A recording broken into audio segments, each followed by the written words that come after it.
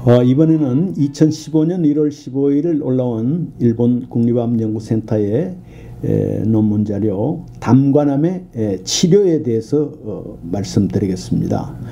우선 치료 방법은 담관암의 치료 방법은 수술이 있고요. 수술은 물론 세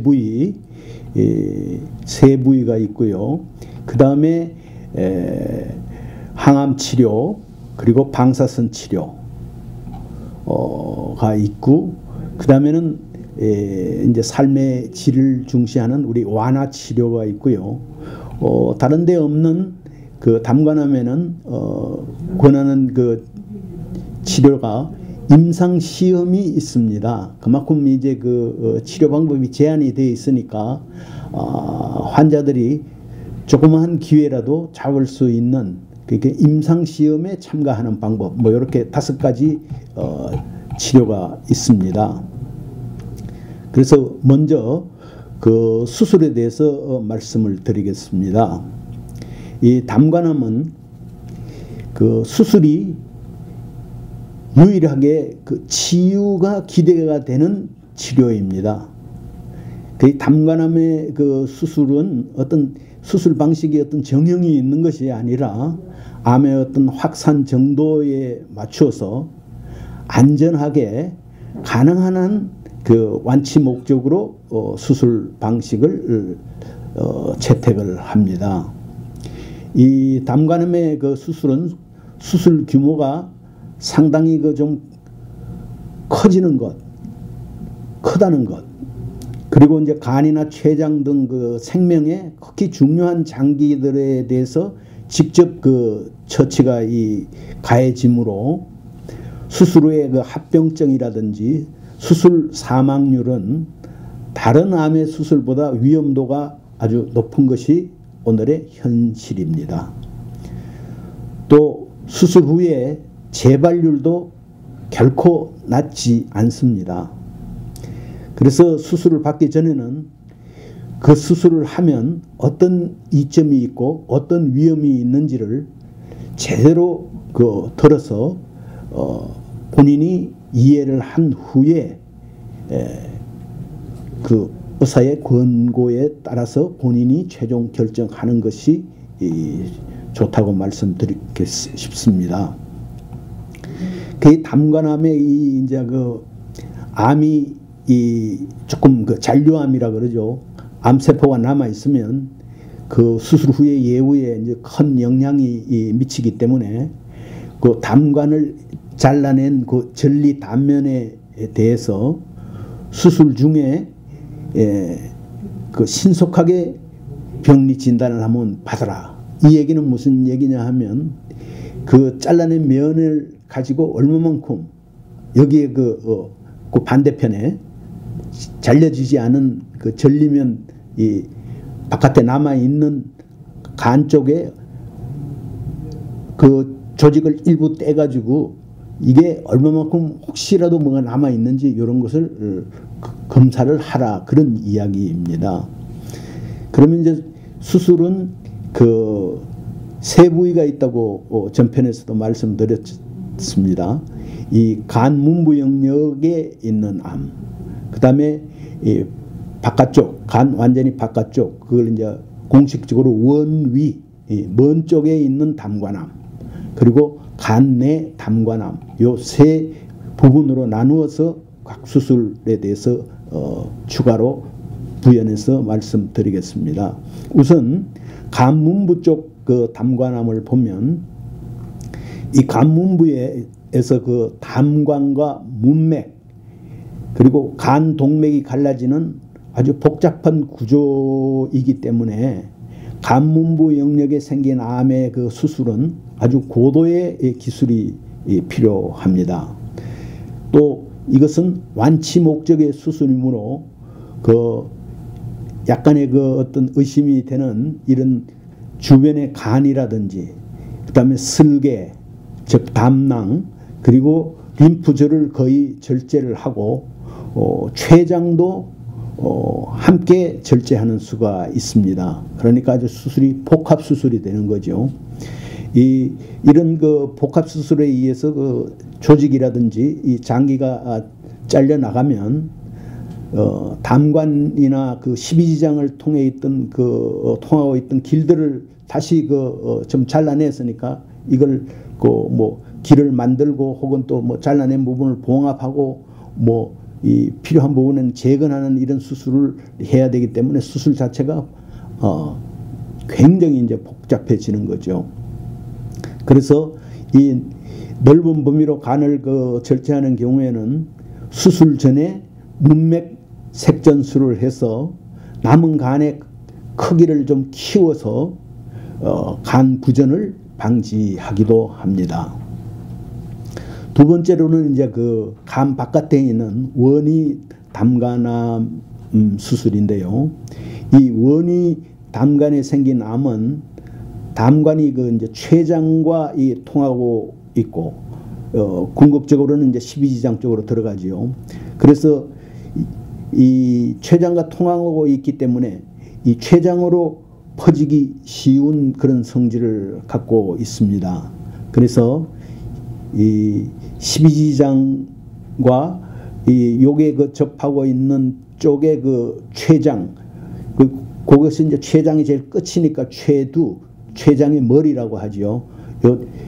이 췌두 십이지장 절제가 보통 기본 수술 방식이 됩니다. 그러니까 담관을 포함해서 췌장 쪽에서 오는 이 접합부 이런 것도 잘라내야 되고 따라서 또 십이지장 일부도 또 잘라내야 되고 혹은 십이지장 전부를 잘라내야 되고 이제 이러기 때문에 절제 후에 남은 위라든지 소장과 이런 걸 또 바로 연결을 한다든지 또 췌장을 남겨뒀으면 췌장의 일부를 남겨뒀으면 췌장과 또 관을 또 이게 잘 되도록 재생을 해야 되고 여튼 복잡하지요. 그래서 이 췌장에서 나오는 췌액이 이제 남겨두는 경우에는 소장으로 이렇게 바로 흘러들도록 그렇게 해야 돼서 잘라내고 난 후에 수술의 유지 봉합 그리고 다시 재건하는 수술들이 다 같이 포함이 되어야 된다는 이야기입니다. 또 세 번째로 이 담관암 간 내 담관암 수술의 경우를 보면 이 암이 간의 제일 끝부분에 있는 경우에는 있는 부위의 간을 부분 절제를 합니다. 보통 간의 좌엽과 우엽이 있는데 크기가 간의 좌엽이 한 3분의 1, 그 다음에 간의 우엽이 한 3분의 2 요렇게 아마 구성이 되어 있는데요. 그 가운데로 이제 문맥이라든지 동맥 이런 그대 핏줄들이 통하고 있습니다. 바깥에서 보면 간처럼 이렇게 간이 한 덩어리처럼 보이지만은 이런 CT라든지 이런 걸 찍어보면 이게 완전히 요게 좌우로 나눠 있고 가운데로 여러 가지 그런 이 혈관이라든지 이런 것이 이제 통하고 있기 때문에 그걸 이렇게 간의 좌엽 우엽이라고 부르는데 이런 좌엽 우엽을 넘어서 이제 이 암이 퍼져 있는 경우라든지 간문에 가까운 경우에서는 할 수 없이 이 부분을 크게 절제를 해야 하는 그런 수가 있습니다. 그래서 담낭의 절제라든지 또 주변 림프질 절제를 같이 포함이 되기도 합니다. 이렇게 광범위로 간을 절제를 하는 경우에는 다시 말씀드리지만 수술 전에 문맥 색전술을 해서 남은 간의 크기를 키워서 간 기능이 떨어지지 않도록 소위 간 부전을 미리 방비하는 수도 있습니다. 그러면 이런 이 거대 수술이 특히 문맥부 수술은 아주 거대 수술이고 복합 수술이 되기 때문에 이에 따르는 그 합병증을 한번 보겠습니다. 수술 후에 보면 이제 상처의 그 통증이 상당 기간 지속되는 수가 있습니다. 그래서 통증을 참는 것 자체가 그 환자에게는 아주 스트레스가 되고 또 심신이 공이 피로해지고 또 회복의 지연으로 이어질 수가 있습니다. 이럴 때는 그 통증을 참지 말고 담당 의사나 간호사에게 알려서 좀 편안하게 그 회복을 도모하는 것이 좋겠습니다. 그리고 이 담도나 췌장의 이제 수술의 경우에는 그 절제 부분으로부터 이 담즙이 새어 나오는 거, 이걸 이제 담즙루라고 보통 의사들은 얘기를 하는데 우리는 이제 그냥 새어 나오는 거로 얘기를 합시다. 이 담즙이 새어 나와 가지고 복막염을 일으키기도 하고 또 췌액, 소위 말해서 우리 췌장에서 나오는 액, 췌액이 또 이 새 나와 가지고 이 출혈이나 또 감염을 일으키기 아주 쉬워질 수가 있습니다. 그래서 수술 후에는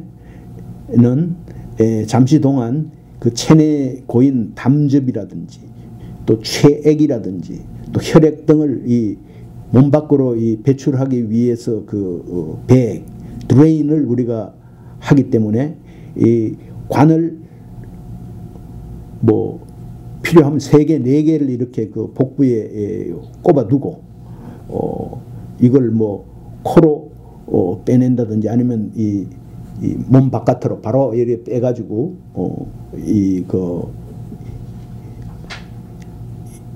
해야 되는 거죠. 예.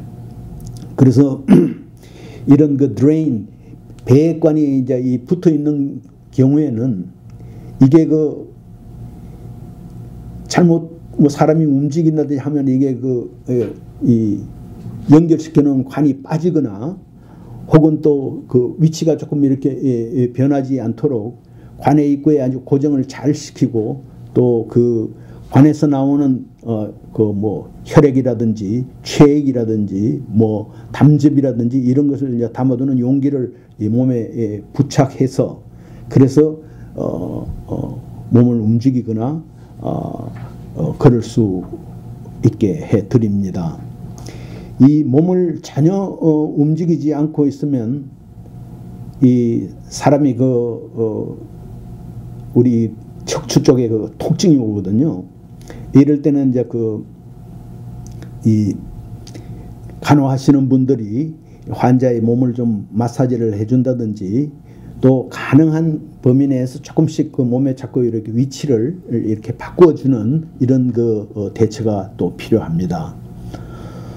또 쇄두 12지장 절제술이라는 수술을 했을 때는 재건 수술로 봉합한 부분이 또 좁아지면 음식물의 이 통과가 이 불량해져서 막 구역질이 난다든지 또 세균이 장에서 담관이나 체중으로 이동하는 수가 있어 감염을 일으키거나 이렇게 하기도 합니다.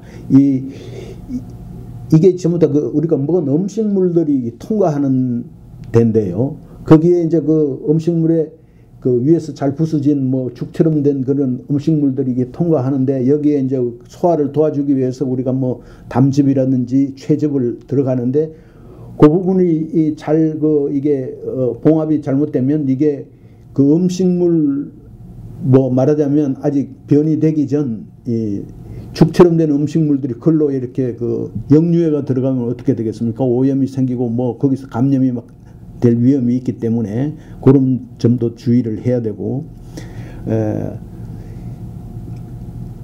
그렇게 하기 위해서 하지 않기 위해서 이제 우리가 또 이 의사들이 이제 전문적으로 처치를 해야 되고 그 외에도 이제 우리가 생길 수 있는 이런 부작용을 보면 뭐 복부의 불쾌감이라든지 또 두통이라든지 또 구역질 또는 고열, 이 고열의 증상이 자주 나타나기도 합니다. 그렇게 해서 이 증상이 호전되지 않을 때에는 내시경을 수술 후에라도 또 내시경을 사용해서 좁아진 곳에 이 곳을 이렇게 넓히는 그 뭐 스텐트 시술이라든지 이런 걸 하기도 하고, 또 원체 복합 수술이기 때문에 이런 부작용이 생기면 재수술을 하는 경우도 있습니다. 그 끝으로 이 담즙이나 체액, 음식물의 그 유동의 어떤 문제가 없어지면 이게 이제 몸이 정상화되면서 서서히 하나씩 그 이제 불필요한 그 관들, 우리가 말하면 배관, 드레인 그 관을 하나씩 빼고, 그래서 다 빼고 나면 정상적인 식사를 할 수가 있습니다.